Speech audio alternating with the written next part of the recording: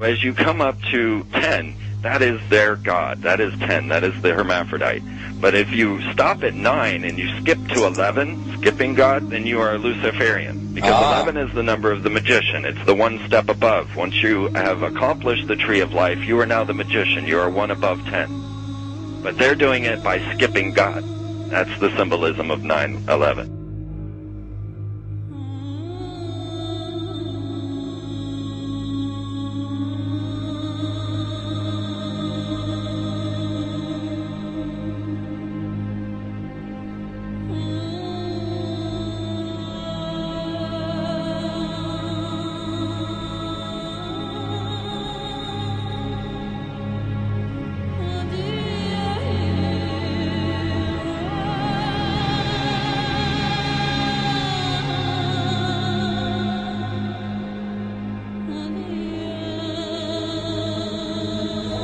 It is a big idea, a new world order.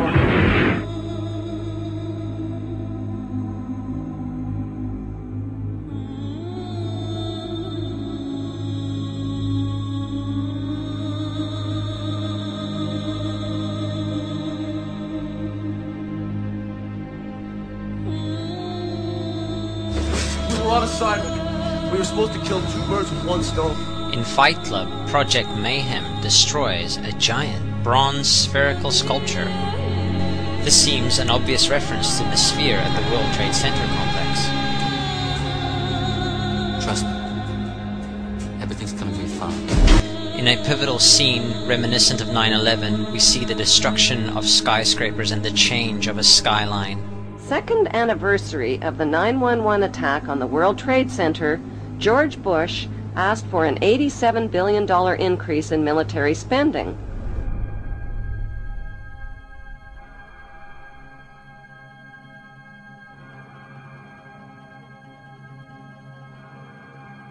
In 1904, Crowley would receive the Book of the Law soon after meditating in the King's Chamber of the Great Pyramid. He claimed he had been contacted by a being called Aiwass. Crowley would also use this symbol in his work. Some of its meanings are said to include a reference to the number 77 in Hebrew and a connection to the god Pan. Crowley made this drawing of a non-human intelligence he saw during a ritual. Synchronous 23 has made the connection between Aiwass and the Wizard of Oz, and has further pointed out the similarities between Crowley's grey alien-like drawing and the depiction of the projection of the Wizard of Oz in the film version. The much overlooked theory has been put forward on the internet that when we are looking at George W. Bush, we are actually seeing Aleister Crowley's grandson. I have suggested that this video footage of George W. Bush reading The Pet Goat, coinciding with the start of the 9/11 mega ritual, is in fact a dedication of the 9/11 mega ritual to the great god Pan by Aleister Crowley's grandson.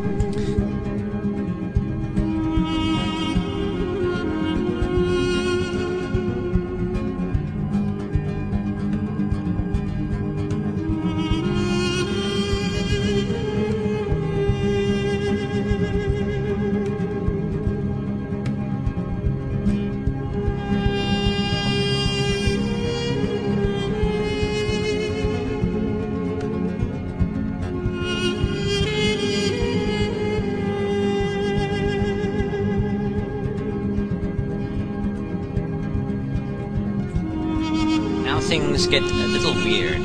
This is the 1978 version of The Wizard of Oz, The Wiz. Again we see the Emerald City connect to New York. On arriving at the end of the Yellow Brick Road, Dorothy and her companions go through the circular portal. Through the door we see 3 pyramids. Behind the pyramid shape, in between the pyramid pillars of the World Trade Center, we see the sphere, the representation of the Kaaba.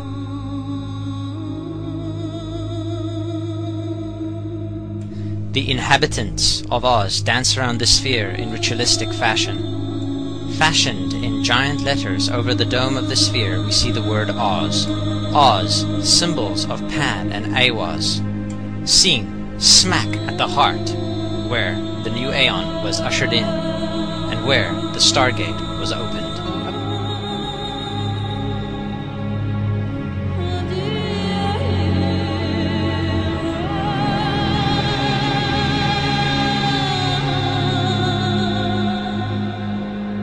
Between the Twin Towers is called the Spherical Caryatid. It was made by artist Fritz Koenig and was nicknamed the Sphere.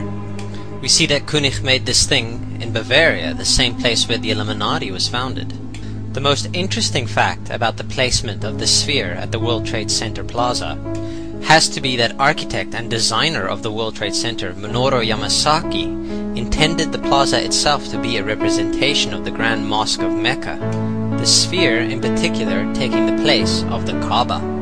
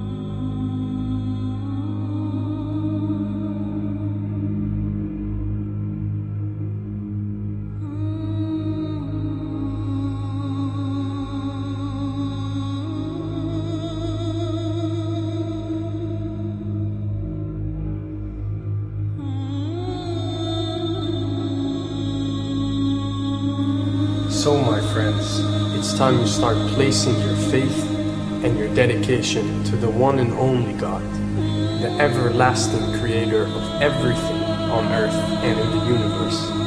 He is greater than anything our minds can comprehend. Do you know how many times Muslims are required to circle the Kaaba when they visit it? 7 times, each counterclockwise. Would you like to know why?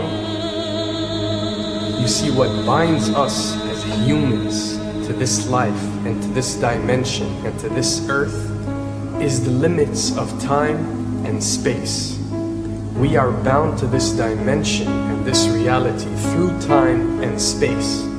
Hence, if one wants to leave this dimension or leave this reality, he needs to break away from time and space.